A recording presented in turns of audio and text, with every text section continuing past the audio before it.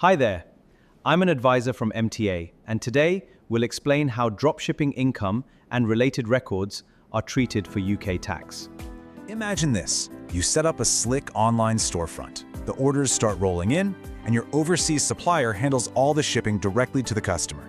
You literally never touch the stock. There are no warehouses, absolutely no packing tape, and honestly, it feels like the perfect, lean business model. But here is the massive, often invisible problem we need to talk about today. Just because you never physically touch that inventory does not mean you escape the strict tax nets of HMRC. Welcome to this explainer on UK dropshipping tax, brought to you by the experts at My Tax Accountant. We're going to unpack exactly why this virtual inventory paradox exists, and most importantly, how you can protect your business. Because listen to this, 85%.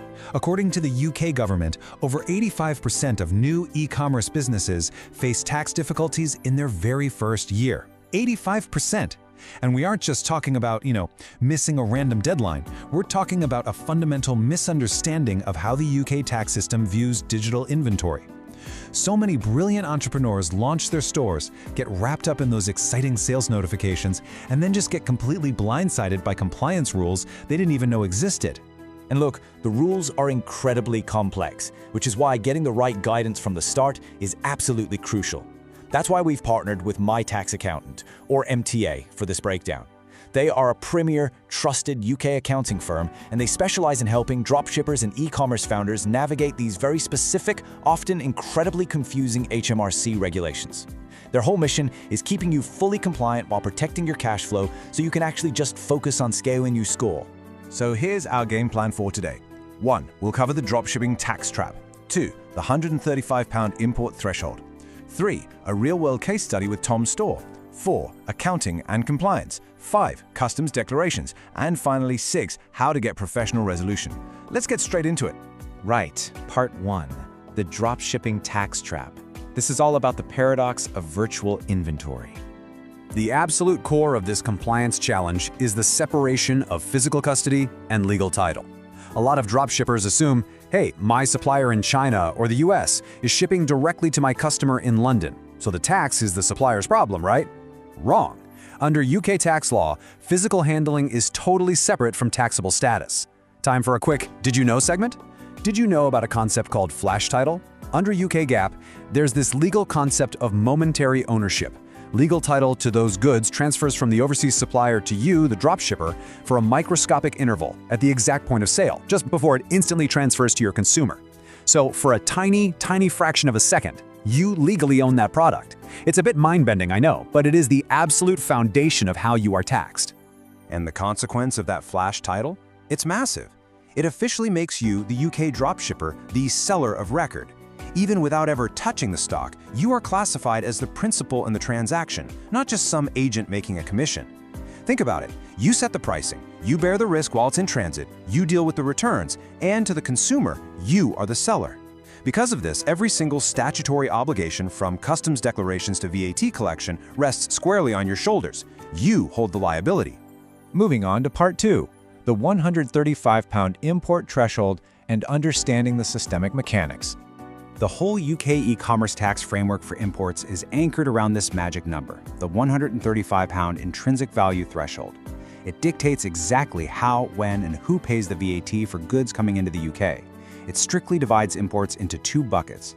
If the total consignment is under £135, you have to charge UK VAT, usually that standard 20%, directly to your consumer right at checkout. And then you remit it to HMRC on your VAT return.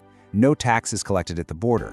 But if the order is over £135, point-of-sale VAT isn't legally mandatory at checkout. Instead, import VAT and customs duties are assessed at the UK border. This is either paid by the courier, who then awkwardly bills your customer, which is honestly a terrible customer experience, or if you're running a pro operation, you handle it using a delivered duty paid model and use postponed VAT accounting to manage the cash flow hit. We also need to talk about the post-Brexit reality here, because things have permanently changed.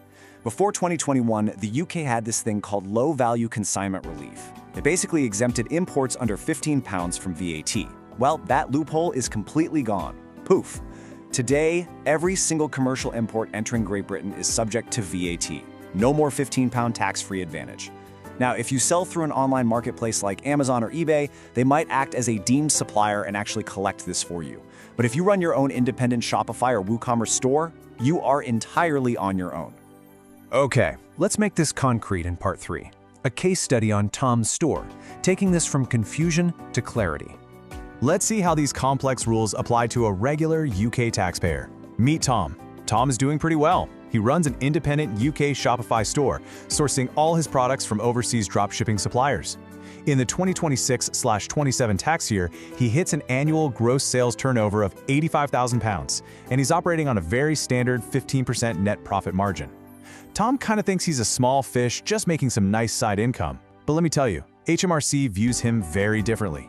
Because Tom is right on the edge of falling into a massive trap: the gross revenue misconception. This is such a common error. Dropshippers often just report their net margin to HMRC when doing their self-assessment. They think, well, after paying my suppliers, I only actually kept £18,000, so I'll just report that. No, absolutely not. HMRC treats dropshipping as a full trading activity. Tom has to report his top-line gross revenue, the full £85,000, as his income.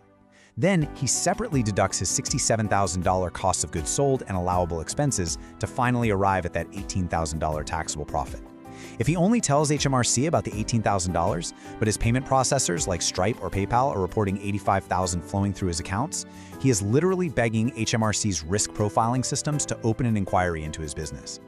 So what do Tom's actual tax implications look like? Well, his income tax and Class 4 national insurance are strictly based on that final slice of the pie, his $18,000 taxable profit. Assuming he's a UK resident outside Scotland, he gets a personal tax-free allowance of $12,570. So deduct that from the $18,000, and that leaves $5,430, which is taxable at the basic 20% rate, plus a 9% national insurance charge. Do the maths on that, and his total tax liability comes out to around $1,575, and remember, to get down to that $18K profit in the first place, he legitimately deducted his direct costs like wholesale prices and shipping, plus indirect costs like his Shopify sub, Facebook ads, and accounting fees. So how does he manage this? Part 4, Accounting and Compliance, the exact steps to protect your business.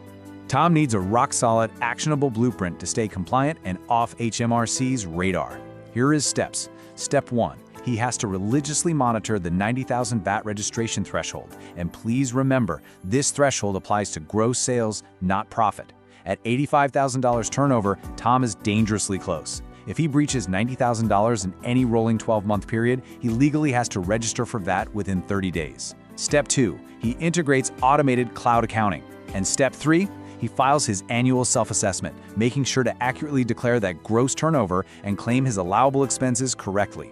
Now here is a professional tip for you, and honestly, this is a real game changer. Manual spreadsheets will absolutely destroy you in dropshipping. You have to integrate automated cloud accounting like Xero coupled with a connector app like A to X. Why?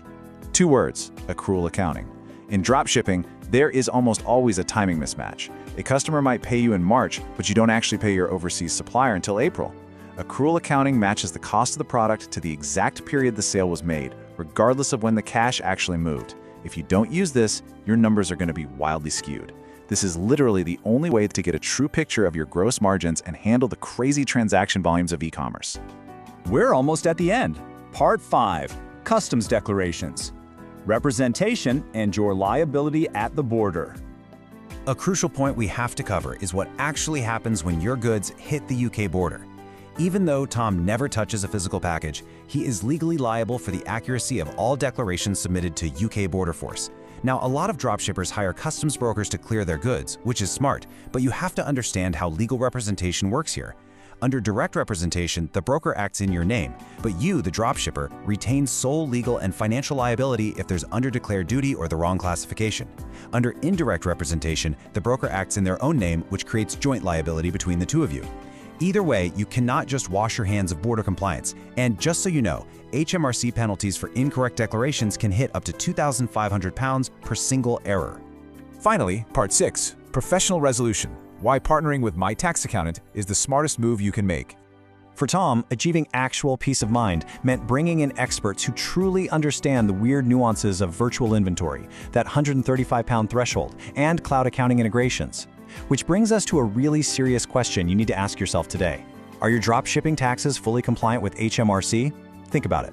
If HMRC pulls your Stripe or Shopify data this afternoon and compared it to your latest self-assessment, would the numbers perfectly align? Or are you operating under the gross revenue misconception?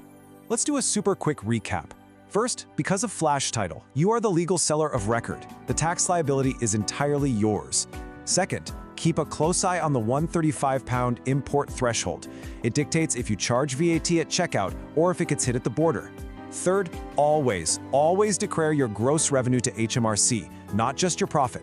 And of course, a quick disclaimer, this explainer is strictly for educational purposes and doesn't constitute formal financial or tax advice. Every single business's situation is completely unique. And because your situation is unique, you need tailored advice. Please don't leave your business exposed to HMRC penalties. Reach out to the incredible team at My Tax Accountant. You can call them directly at 0208-570-8531. That's 0208-570-8531. Or drop them an email at info@mytaxaccountant.co.uk, or just visit their website at www.mytaxaccountant.co.uk. They have the specialist e-commerce knowledge to lock down your operations. And hey, if you found this breakdown helpful, be sure to subscribe to the MTA YouTube channel for more deep dives into keeping your e-commerce business compliant and thriving. So I'll leave you with this. If HMRC looks closely at your store tomorrow, are you totally confident you're a compliant business owner, or are you just an accidental tax evader? Thanks so much for exploring this with us, and stay focused out there.